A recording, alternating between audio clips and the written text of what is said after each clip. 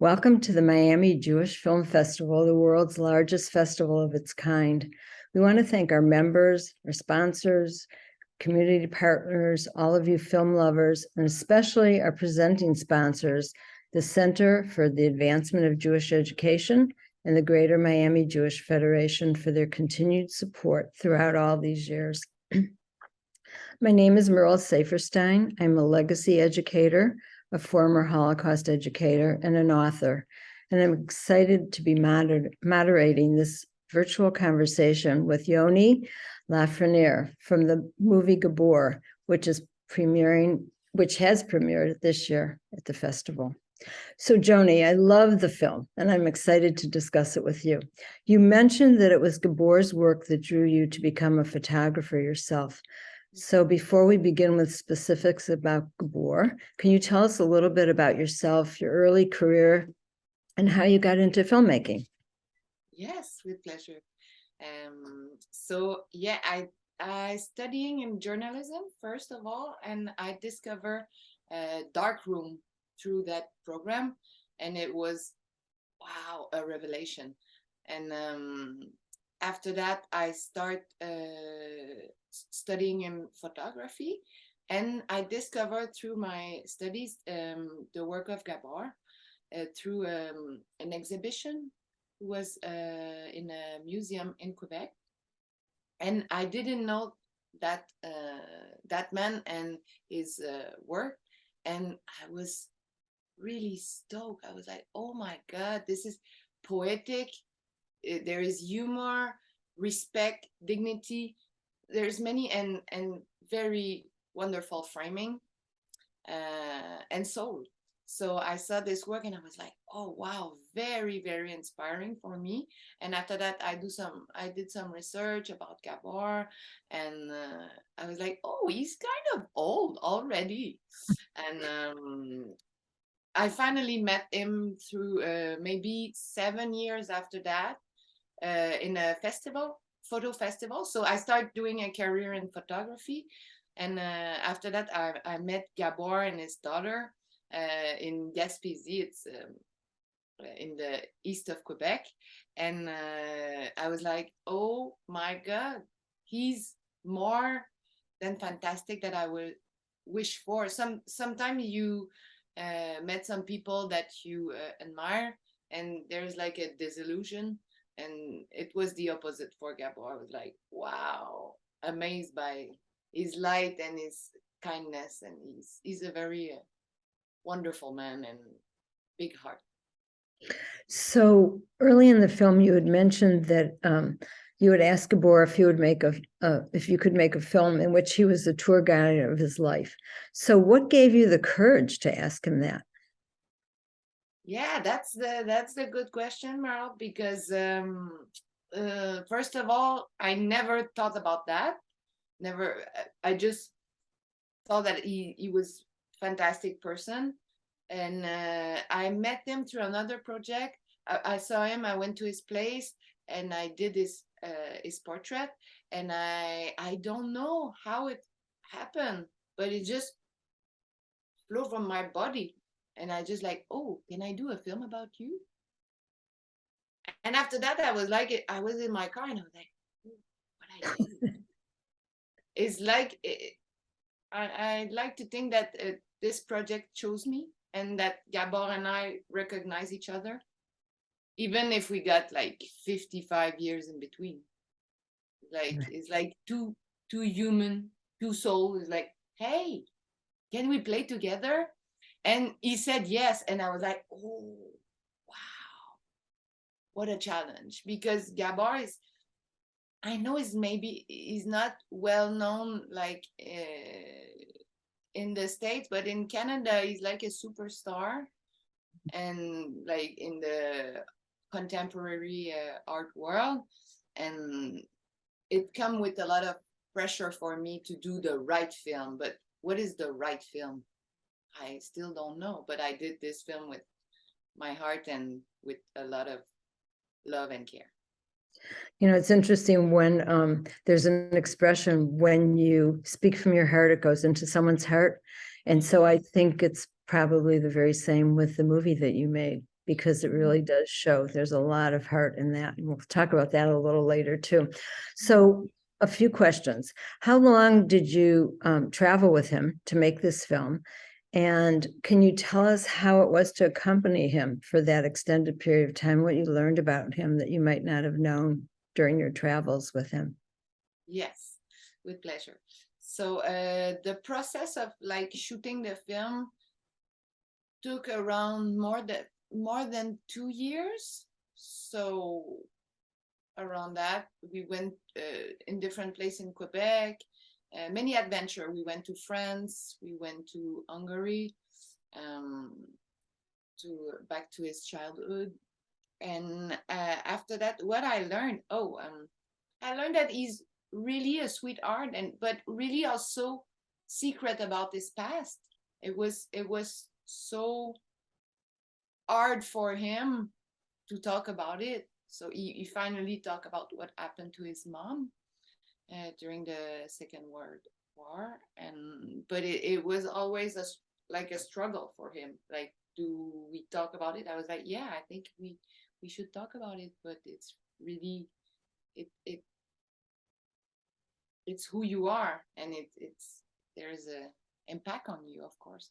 And I learned that he's really in shape.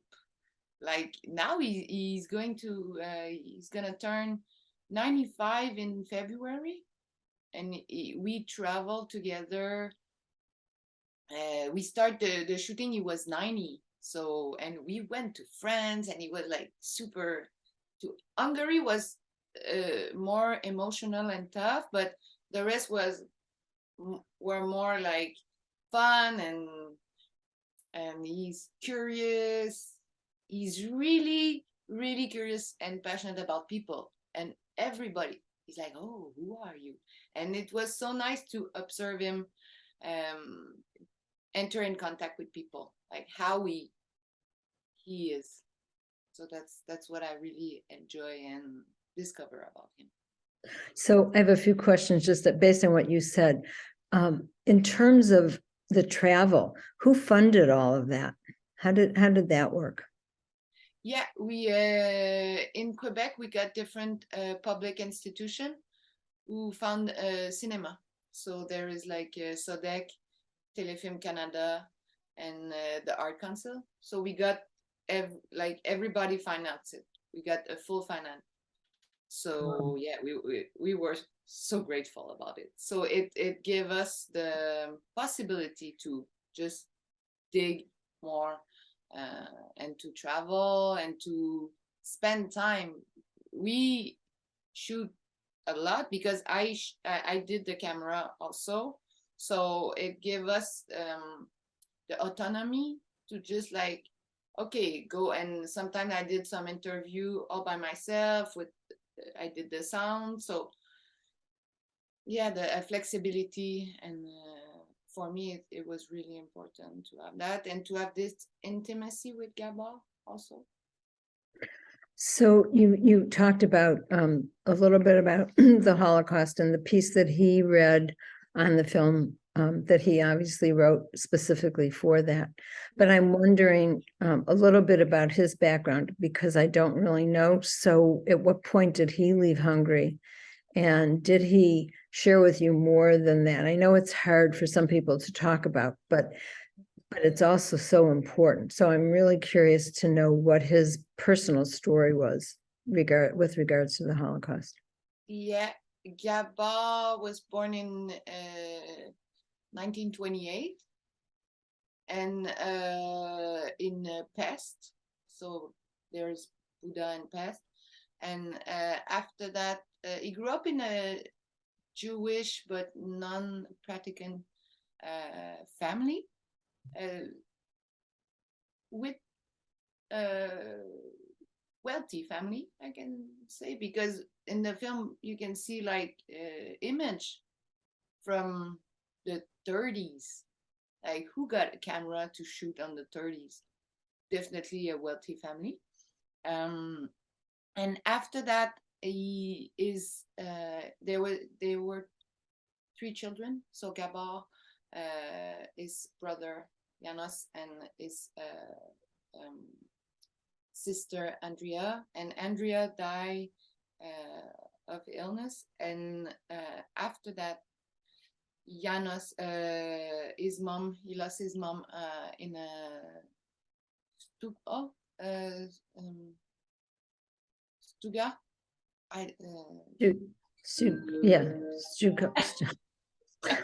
Yeah, yeah, the Yes. concentration camp Studov, right? Yes, Yeah. exactly. So is with his dad. I don't know much that what he told me this time. I knew that he lost his mom, but it's for him it's like this the secret that he keep like that. I know it's so hard.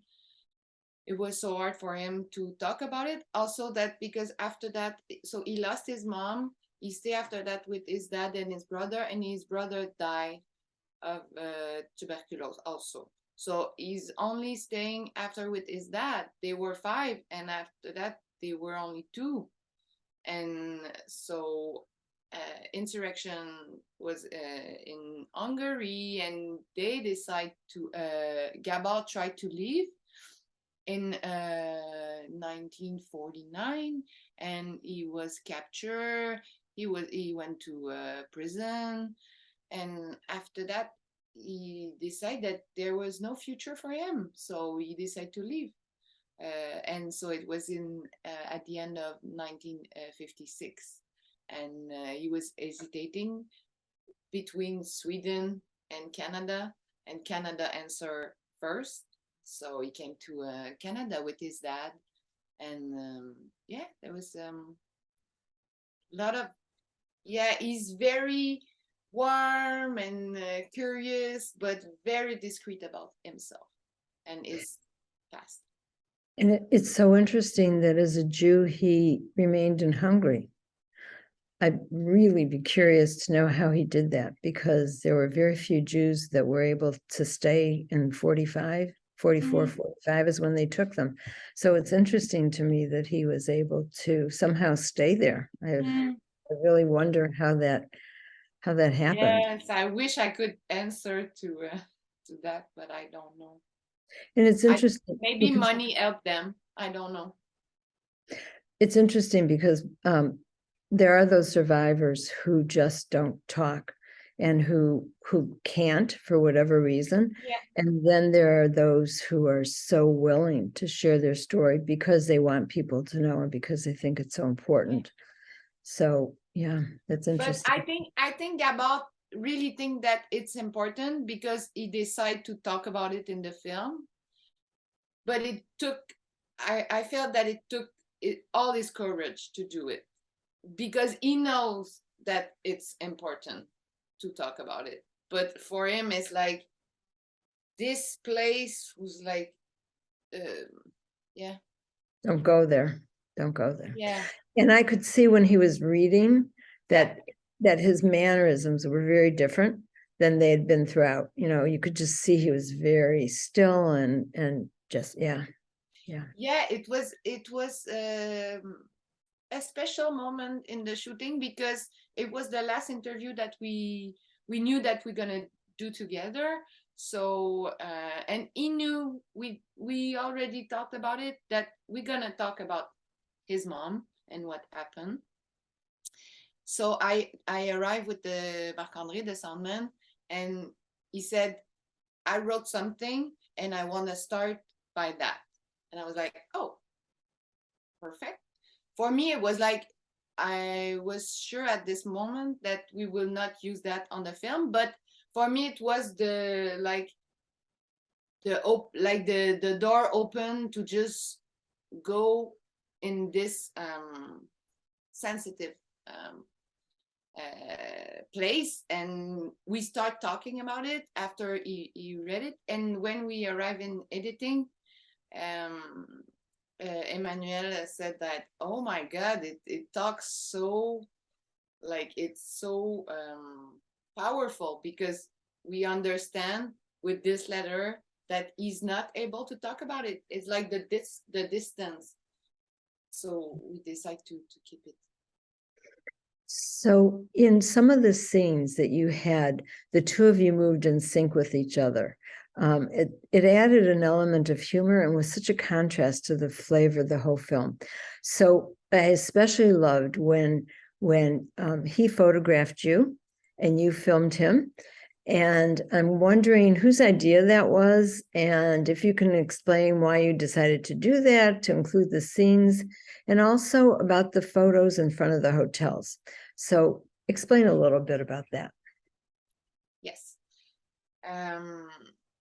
We because a challenge with this film was Gabor is really self-conscious about the camera.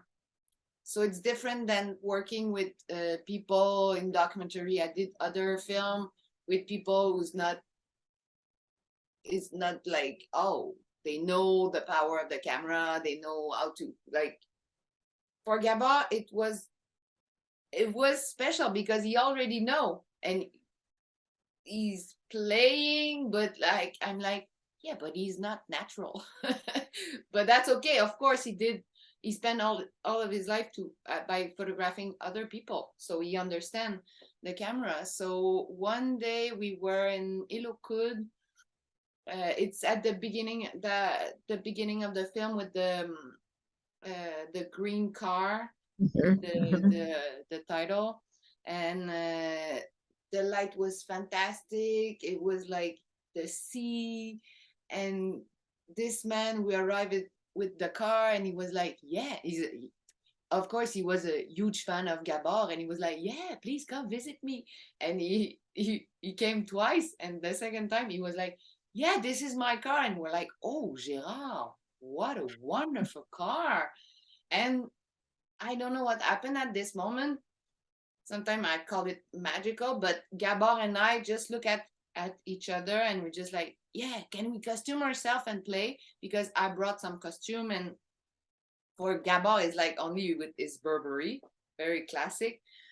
And so we did that, and we're like, oh yeah, there's something like that. So, and after that we decide, because we knew that we're gonna travel, and it, for me it was like a good point to illustrate the relation that we share, and also because we laugh a lot.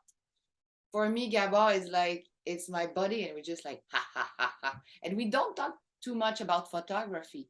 We are two human, we really interest in other human, and yeah, laughing.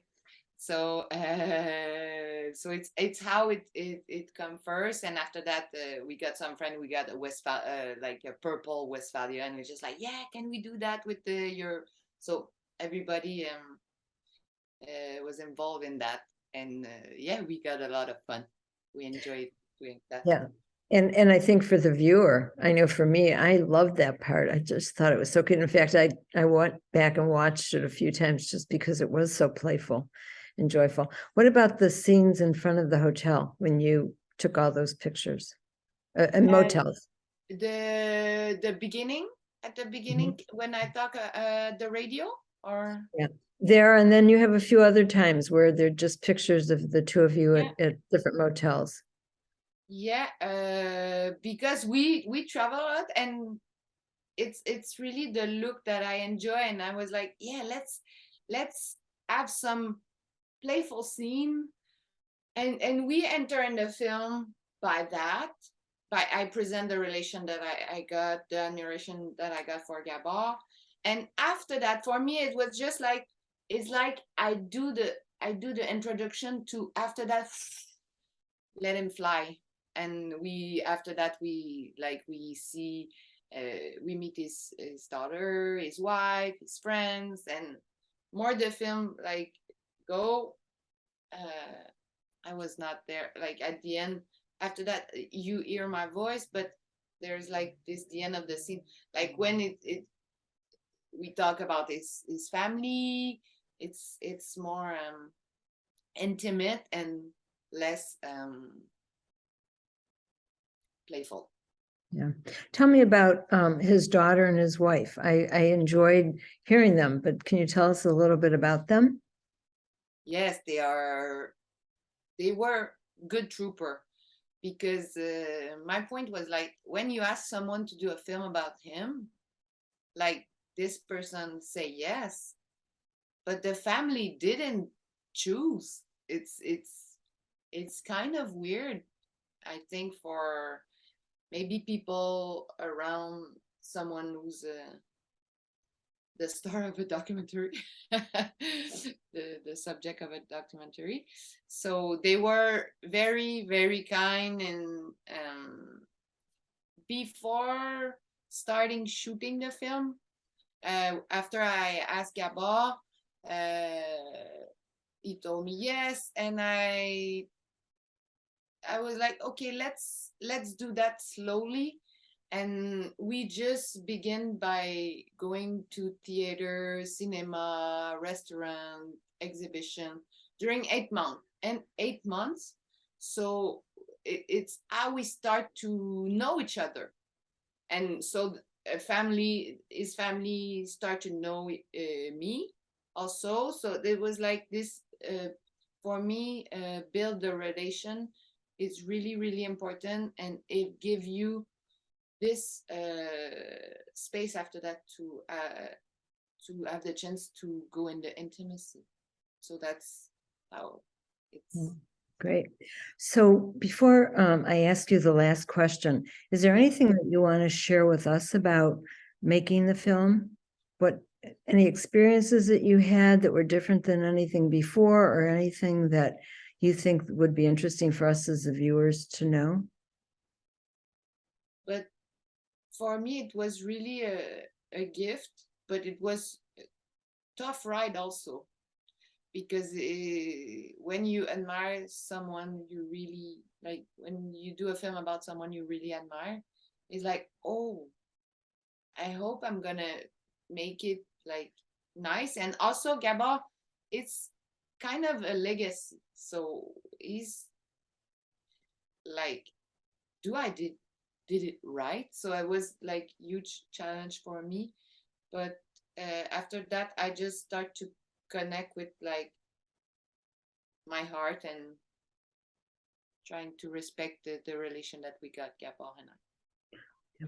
Thank you. When you talk about the heart, there was that one scene in the photographic exhibition where one of his friends, who was a photographer, said, "We're wearing our camera on our hearts," and I thought that probably really summed up what Gabor feels about his own life. And he mentioned that the best thing in life is love, and I'm just, based on what you're saying, it seems to me that he was living that motto by the way he was in the world with his camera by his heart.